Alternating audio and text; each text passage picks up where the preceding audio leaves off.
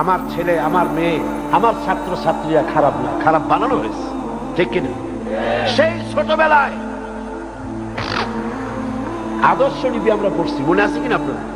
মৌলানা শামসুদ্দিন সাহেব মনে আছে কিনা? আমরা আদর্শ লিপি পড়েছি, একজন হিন্দুর লেখা। সেই আদর্শ লিপি বইয়ের মধ্যে কি পড়েছি? সদা সত্য কথা কহিবে, মিথ্যা কথা বলিবে না, গুরুজনকে ভক্তি করিও। না, আদর্শ লিপিতে এগুলি লেখা ছিল। এই যে ছোট ছোট কথাগুলি, এই কথাগুলি গুরুত্বহীন না অত্যন্ত গুরুত্বপূর্ণ। সেই আদর্শ লিপি এখন আর নাই। এখন কি? এখন শিক্ষা দেওয়া হচ্ছে আগডুম বাগডুম কালাডুম সাজে, ঢাক ঢোল পিটাইতে পিটাইতে চিতইয়া মরে। আজিব আজিব। আপনি আমার বলেন, এই আগডুম বাগডুম দিয়ে আমার ছেলে কি শিখবে? আমি খালি খালি বলি নাই, ডক্টর কুদরতে খোদা শিক্ষা কমিশনকে আমরা ধিক্কার মারি। এই শিক্ষা রিপোর্ট মুসলমানদের জন্য উপযোগী নয়। 12 কোটি অধ্যুষিত পৃথিবীর দ্বিতীয় বৃহত্তম মুসলিম দেশে এই শিক্ষানীতির ঝাঁটা মেরে বঙ্গোপসাগরকে নিক্ষেপ করো।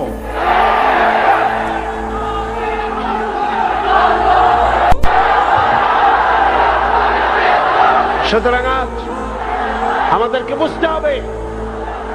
বুঝতে হবে শিক্ষাই জাতির মেরুদণ্ড, আর যুবকরা হচ্ছে জাতির ভবিষ্যৎ, যুব সম্পদ হলো জাতির ভবিষ্যৎ। শিক্ষা যদি ভালো না হয় তাহলে ছাত্ররা কিছুতেই ভালো হবে না, ঠিক কিনা? একটা দৃষ্টান্ত দিই।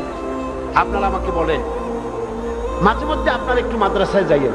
মাদ্রাসা আপনারা যান কিনা? মাঝে মধ্যে একটু যাবেন, মেহরবানি করে। আচ্ছা, দেখে আসুন মাদ্রাসায় গিয়া কোন ছাত্রদের মধ্যে আদব বেশি।